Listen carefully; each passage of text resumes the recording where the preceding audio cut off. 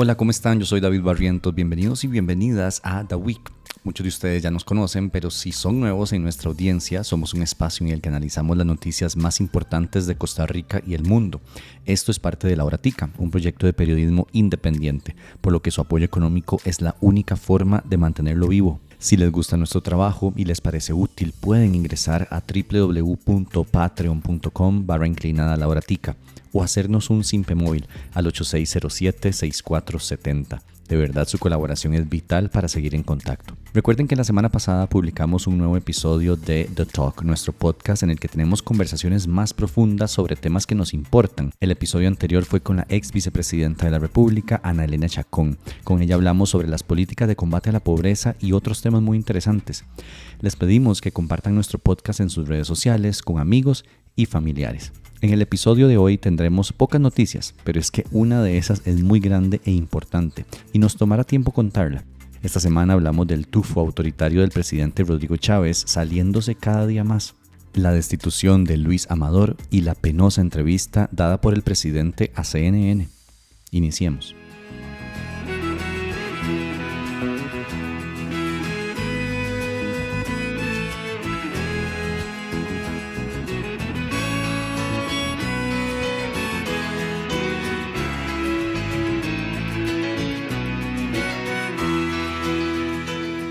Ni una novela mexicana tiene tantos ingredientes. Esta otra historia tiene enamoramiento, amor consumado, humillaciones, mentiras y traiciones. Hablamos de la ruptura entre Rodrigo Chávez Robles, presidente de la República, y Luis Amador, ministro de Obras Públicas y Transportes, hasta el martes pasado. Y se marchó, y a su barco le llamó Libertad. Y en el cielo descubrió gaviotas y pintó estelas en el mar. Vamos a ver, desde hace semanas se habla en los círculos políticos y periodísticos de la salida de Amador. Las fuentes señalaban el caos vial, diferencias personales entre él y Chávez e incluso molestias del mandatario por las aspiraciones presidenciales del ministro. Y es que recordemos que semanas atrás Amador le dijo a Randall Rivera, el periodista favorito del gobierno, que no descartaba ser candidato presidencial.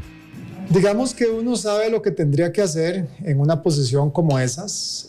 Habiendo estado expuesto ya 2 años, uno entiende mejor la problemática de diferentes sectores y eso le permite tener una visión un poco más de lo que hay que hacer. El Ministerio de Obras Públicas solo arregla parte, un porcentaje ahí de los problemas que tiene el país, pero hay un montón de otros problemas de salud, de educación, de seguridad y de otros aspectos que también tenemos que arreglar. Entonces no lo descartaría. Los que dice jamás en la vida, eso no. Uno nunca sabe en dónde el destino lo va a llevar. Pese a que era un rumor su salida, la noticia del martes pasado fue una sorpresa. Amador estaba en Canadá representando al país en una feria de innovación digital de la Organización de Aviación Civil Internacional. Lo acompañaba Fernando Naranjo, director general de Aviación Civil de nuestro país. Da la impresión que el presidente Chávez aprovechó la ausencia de ambos jerarcas para soltar una bomba.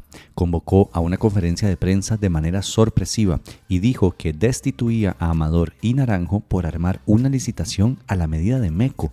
Sí, la misma empresa ligada al famoso caso Cochinilla. Esa adjudicación le costó $2 millones más al pueblo de Costa Rica, porque los términos de referencia avalados por el MOP y el director de Aviación Civil tienen indicios de que fueron diseñados para que ganara la empresa que terminó ganando.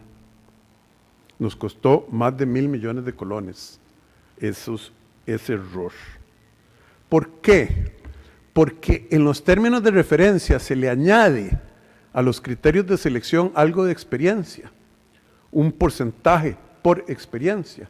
Y resulta que lo que produjo la parte técnica de aviación civil y endosaron el director de aviación civil y el ministro, hacía que esos puntos podían ir únicamente a un oferente. Sí, escucharon bien. El presidente dijo que su ministro más popular, su delfín, el que se perfilaba a ser el elegido como sucesor, firmó un cartel de licitación para contratar la nueva pista de aterrizaje del aeropuerto Daniel Oduber en Liberia, a la medida de una empresa constructora altamente cuestionada. Pero el relato del presidente tiene grietas, pues casi de inmediato dijo que no halló indicios de corrupción. Y aquí no tengo evidencia de corrupción de parte de don Luis Amador ni de don Fernando Naranjo. Suave un toque. Si no hay evidencia de corrupción, ¿por qué los destituye? ¿No les parece muy raro? El martes, día de las destituciones, el presidente rechazó responder con claridad si denunciaría a Amador y a Naranjo ante el Ministerio Público por los hechos. No obstante, el miércoles, un día después, Chávez dijo que prepara una denuncia ante la Fiscalía. Entonces, si no había indicios de corrupción, ¿por qué destituye a Amador y por qué va a presentar una denuncia ante el Ministerio Público? ¿Usted sabe lo que está diciendo? No, yo no. ¿Y usted lo sabe? Yo no. Pues entonces no hay que hablar. Exacto. Cantinflas es cualquier cosa a la par de Chávez. Amador reaccionó el jueves al filo de la tarde, soltando algunas bombitas. Primero se quitó el tiro respecto a la licitación. Eso fue de mero trámite entre la Comisión, la Dirección de Aviación Civil, única y exclusivamente. Yo no preparé los términos de referencia, yo no revisé los términos de referencia, yo no aprobé los términos de referencia, yo no adjudiqué ni recomendé, y esto es algo que me han endosado por cuestiones meramente políticas. Luego aumentó los niveles de dramatismo como solo él podría hacerlo. Hoy, para poder subsistir, salgo del país en un exilio voluntario donde los tentáculos del mal no me alcancen. Tentáculos del Mal, presentado por Televisa. Ahora, sí llama la atención algo. ¿Cuáles Tentáculos del Mal? Es un nombre patético, pero ¿a qué se refiere? ¿Qué sabe? ¿Por qué, si sabe que hay tentáculos del mal, no dijo nada mientras estuvo ahí adentro? Preguntas que buscaremos hacerle. Y por último, soltó el secreto a voces. Regresaré pronto y estaremos nuevamente todos unificando fuerzas para poder correr en esa campaña del 2026. Ahí lo tienen. El señor que no sabe ubicar los puntos cardinales en un mapa será candidato a la presidencia. ¿Con cuál partido? Veremos. Tendrá que buscar uno para alquilar o crearse el suyo a ver si le alcanza. Salir del país mientras está siendo investigado por la Fiscalía solamente para regresar como candidato presidencial. ¿Dónde hemos visto eso antes? Les doy una pista. Vestía de verde y blanco. De seguro este tema ocupará un puesto importante en la agenda nacional. Ya los diputados aprobaron llamar a comparecencia a Amador y Naranjo. Además, la Fiscalía dijo el miércoles pasado que investigaba a Amador desde enero del presente año. Esa investigación es sobre la forma en que se incluyó la reparación de la pista de aterrizaje en un decreto de emergencia. Y ojo, ese decreto fue firmado por Rodrigo Chávez y Natalia Díaz, ministra de la Presidencia. Por cierto, Amador siendo investigado por la Fiscalía, ¿no deberían ponerle un impedimento de salida del país o algo así? En fin, ese contrato ameco dará de qué hablar. Hay tela que cortar ahí y en próximos episodios les vamos a ir pasando la información. Y para cerrar con broche de oro, con broche de oro. El nuevo ministro del MOP será Mauricio Batalla, quien hasta el martes fungía como director ejecutivo del CONAVI. Sí, es el mismo Batalla que en Twitter admitió manejar borracho.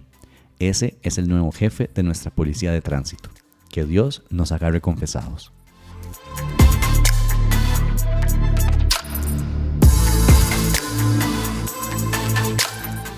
Hoy quiero tomarme el tiempo para contarles una historia, una muy triste y preocupante. Existe una diputada en la Asamblea Legislativa llamada Vanessa Castro. Ella es del partido Unidad Social Cristiana, es decir, es una diputada de oposición. Y hoy me ayudará a contarles la historia. Castro es abogada de profesión y antes de llegar a Cuestemora se desempeñaba como profesional en esa área. Poco tiempo después de iniciar sus funciones como legisladora, inició todo. Empieza con rumores que me llegan y gente de incluso del mismo gobierno, gente y de sectores que me dicen que en diferentes reuniones el presidente hace comentarios sobre mi parte profesional y me llega en diversas ocasiones. Para ese momento, ya siendo diputada, Castro todavía mantenía algunos clientes de su ejercicio profesional como abogada por servicios profesionales. Eso es algo que, si bien es éticamente cuestionable, no es ilegal. La insistencia del presidente motivó a Castro a hacer una nota al directorio de la Asamblea en noviembre de 2022, en la que indica que no iba a participar de ningún debate o votación de leyes que pudieran tener que ver con sus clientes como abogada. Esto para que todos aquellos rumores o consideraciones que pudieran andar por ahí, pues se eliminaran por completo porque no tenían razón de ser. ¿Pero cuáles rumores? Bueno, los rumores que luego se transformaron en realidad, que el presidente Chávez buscaba que le rescindieran su contrato como profesional independiente. Y eso es el punto central de esta historia. El presidente de la República intervino para afectar el trabajo independiente y personal de una diputada de oposición. Y de bastante oposición. Castro, para esas fechas de 2022, se había manifestado con vehemencia sobre diversos temas contrario a las posiciones del gobierno, entre esos eurobonos. Además, integró la comisión que investigaba los aparentes movimientos ilegales de financiamiento durante la campaña de Chávez. Al presidente no le gustaba Castro y decidió perjudicarla personalmente. ¿Pero cómo lo hizo? La versión de la diputada es que fue a través del embajador de Costa Rica en México y exdiputado del PUSC, Pablo Heriberto Abarca. Y acá es donde la historia se pone mejor, o peor, en realidad. La empresa a la que la diputada daba servicios profesionales es nada más y nada menos que Representaciones Televisivas. Sí, el conglomerado de medios de comunicación conocido como Repretel. Esta empresa no es 100% costarricense, sino que tiene su casa matriz en México. Cabe destacar que, consultada varias veces por este servidor, la diputada se negó a indicar el nombre de la empresa. Sin embargo, fuentes confidenciales nos dijeron que se trataba de Repretel, cosa que después confirmamos oficialmente. Ya llegaré ahí. Cuenta Castro que el presidente se comunicó con Abarca para que éste contactara a su vez a altas gerencias de esa casa matriz y les diera un mensaje. ¿Cuál? El presidente de Costa Rica quiere hablar con ustedes. Y en abril viajé a México con ocasión de un tema de ciberseguridad y en México visité la casa, o sea, el embajador de México nos invitó a los 3 diputados que íbamos y me recibió, y desde el momento que me recibió me dijo, vamos a hablar del tema de la empresa. Yo le dije, me sorprendió un poco porque la verdad es que yo no iba con ese propósito. Sin embargo, le dije sí, así es. Y entonces empezamos a conversar, entramos, y lo primero que hicimos antes de empezar incluso a compartir en la parte social fue conversar sobre el tema. Y él me dijo, recibí instrucciones del presidente de la República, porque yo inmediatamente le dije, me parece que vamos a ver, que no debió haberse realizado una acción como esta. Usted ha sido mi compañero, me extraña de su parte la acción. Entonces él me dice, me disculpa que no le avise, yo debía haberle avisado. Sin embargo, lo que hice fue recibir instrucciones. Él fue muy claro que él recibió las instrucciones del presidente de la República, o sea, que eran instrucciones. Entonces, que él, el único error, digamos, que había cometido era que no me lo había comunicado. Y que tal vez como hemos sido amigos y compañeros de partido, pues debió habérmelo comunicado, pero que él recibió instrucciones. Claramente teníamos que preguntarle al gobierno cuál era su posición respecto a este tema. Presidencia admitió que hizo preguntas sobre los contratos remunerados que tenía la diputada de oposición con una empresa de comunicación. El gobierno de la República únicamente preguntó si era cierto que una legisladora mantenía contratos remunerados con empresas privadas. Obviamente es preocupante que una diputada pueda beneficiarse de las discusiones y votaciones legislativas en materia de telecomunicaciones, espectro radioeléctrico, fijación de cánones por frecuencias estatales, entre otros. La diputada Castro era presidente de la Comisión de Asuntos Económicos y también de la de Ciencia y Tecnología. El potencial o real conflicto de intereses es obvio, así como el potencial daño a las políticas públicas y la legislación sobre temas sensibles. Es mentira que ella fuese la presidenta de la Comisión de Ciencia y Tecnología, por cierto. Este gobierno es y será enfático en señalar preocupantes situaciones como esta, donde podrían generarse conflictos de interés, y lo seguiremos haciendo independientemente de quién se trate. Si bien el gobierno preguntó sobre su legítima preocupación por el conflicto que existe entre ser legisladora y asesora de empresas privadas de comunicación, el gobierno no tiene ni tuvo injerencia alguna en las decisiones que tomen empresas privadas sobre contrataciones de servicios profesionales, incluyendo en este caso de la diputada. Y acá es donde esto se pone muy, muy serio. Nada, absolutamente nada, tiene que estar haciendo el presidente de la República preguntando sobre contratos profesionales privados que tiene una diputada de oposición? Nada. Si desde Zapote creían que había un posible conflicto de intereses, lo cual la misma Castro ya había dicho que se iba a inhibir de todos esos temas, pues lo tuvieron que haber planteado con una nota o algo por el estilo al directorio de la Asamblea Legislativa, no buscando a los jefes de la señora para decirle que la despidieran. Eso tiene nombre y apellido muy claros: persecución política. Así tal cual. Tras consulta de este medio, el presidente del grupo Repretel en Costa Rica, Fernando Contreras, también confirmó el contacto. Nos dijo que el embajador costarricense en México llamó al Departamento de Relaciones Públicas de la Casa Matriz, indicándoles que Presidencia quería contactarlo a él. Contreras confirmó que sí se reunió con el presidente Chávez y que este último puso sobre la mesa la relación contractual de la diputada de oposición Vanessa Castro y la empresa de medios. Coincidió que precisamente para esa época yo estaba intentando conseguir una audiencia con el señor presidente, como lo he hecho a lo largo de 30 años con cada presidente al inicio de su periodo constitucional.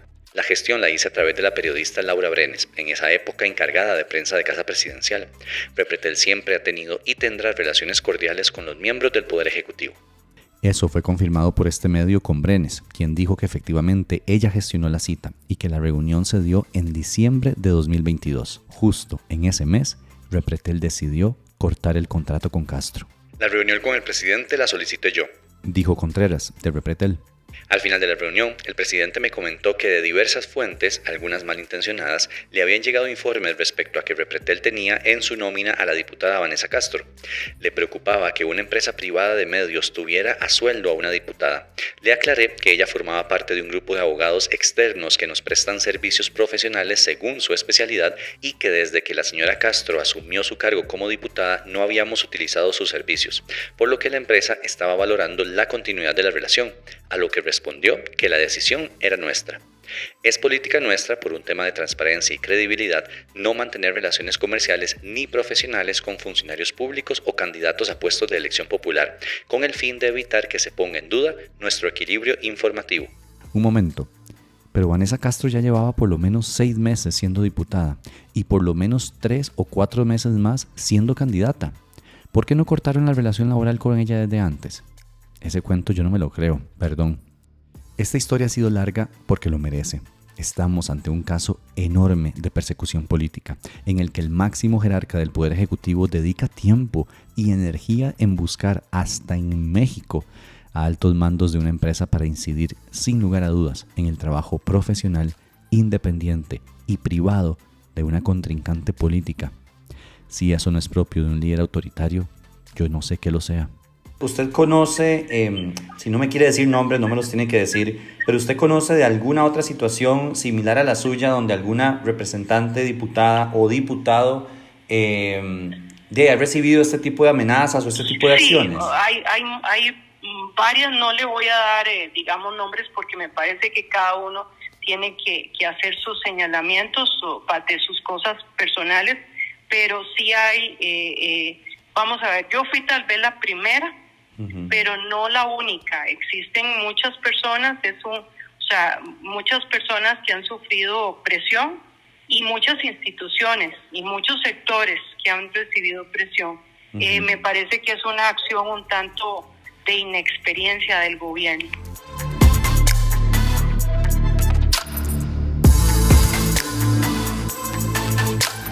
¿Vieron la entrevista del presidente Chávez en CNN? Si no la vieron, se salvaron de sufrir un ataque de pena ajena. Esta semana el periodista Fernando del Rincón entrevistó a nuestro mandatario en un espacio 1 a 1.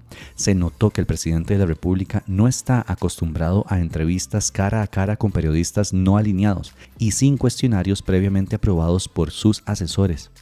Una cosa es entrevistarse con Marvin, el ma de la hora Juanito Mora, y otra con Fernando del Rincón, periodista mexicano de CNN. Fue acongojante ver cómo un periodista internacional le tuvo que explicar al presidente de la República cómo funciona el marco legal de Costa Rica. Eso ocurrió cuando Rincón cuestionó a Chávez sobre las afirmaciones hechas en los audios que grabó la ex ministra de Comunicación, Patricia Navarro. ¿Acepta usted estos audios como originales? Vea, Fernando, eso ya se discutió en la sociedad costarricense. Se descartó cualquier cosa de lo que dice usted que podría ser lo menos. No hubo ningún tráfico de influencias. Un momento, Chávez habla de los audios como un asunto pasado y juzgado, pero no es así. Existe una investigación legislativa que está analizando cómo se acomodó un contrato por más de $400,000 a Cristian Bulgarelli. También la Fiscalía mantiene una investigación al respecto. Así que no es un asunto juzgado y el presidente no puede afirmar que no hubo tráfico de influencias. Además, ¿a quién va a engañar si el mismo Bulgarelli dijo que él redactó los términos de referencia de la contratación que él mismo luego ganó? Este fue un contrato que contrató el Banco Centroamericano de Integración Económica. Ellos, sí es cierto que la ministra grabó conversaciones fuera de contexto y de manera ilegal, ella violó la ley, es una criminal confesa. Rincón también le hizo ver a Chávez que la divulgación de los audios grabados por Navarro es ilegal, pero contienen información de interés público, y eso es absolutamente válido hacerlo. Que grabar sin autorización y compartir las grabaciones es un delito. Y ella dice, yo hice estas grabaciones a escondidas y las compartí, por lo tanto es una criminal confesa. Está diciendo, acabo de cometer un delito de acuerdo a la ley de mi país. Es correcto con una salvedad, presidente Chávez, dentro de la propia legislación costarricense.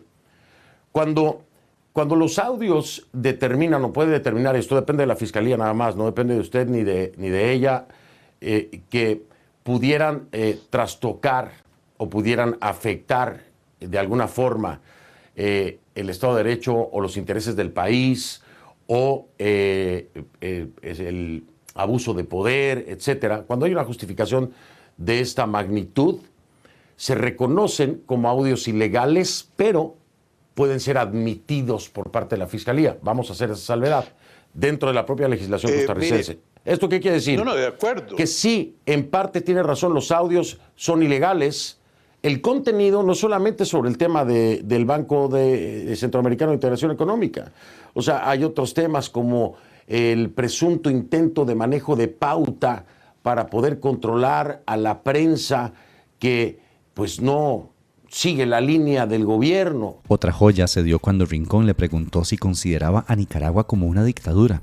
El presidente fue incapaz de dar una respuesta concreta y contundente. Yo ubico a Nicaragua como un vecino a través del cual pasa nuestra mayor cantidad de comercio internacional vía terrestre. Obviamente Costa Rica ha expresado su opinión con respecto a Nicaragua en los foros internacionales y hemos criticado las acciones del gobierno de ese país, como cuando ha violado los derechos humanos. Esa es nuestra posición. Tenemos que tener una posición pragmática de tratar de ser buenos vecinos mientras comunicamos nuestra visión del mundo, que es una de democracia y libertad. No nos extraña la respuesta. Meses atrás el presidente le dijo a una agencia de noticias internacionales que conversa con frecuencia con Daniel Ortega. Así las cosas, nos preguntamos por qué tanto coqueteo con Nicaragua. ¿Será que el presidente Chávez quiere hacer las mismas de Ricardo Martinelli, expresidente de Panamá, que cuando lo condenaron a prisión salió corriendo a refugiarse a una embajada de Nicaragua? ¿O planea irse una temporada al norte, como lo hace el expresidente prófugo de El Salvador, Mauricio Funes? Ya veremos.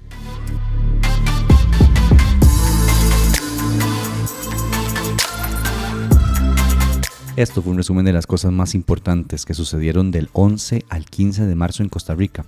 Recuerden que pueden seguirnos en todas nuestras redes sociales, @lauratica. Pueden compartir este podcast para que le llegue a más gente. Pero lo más importante que pueden hacer es apoyarnos con su financiamiento en www.patreon.com/lauratica o a través de Simpe Móvil al 8607-6470. Hasta pronto.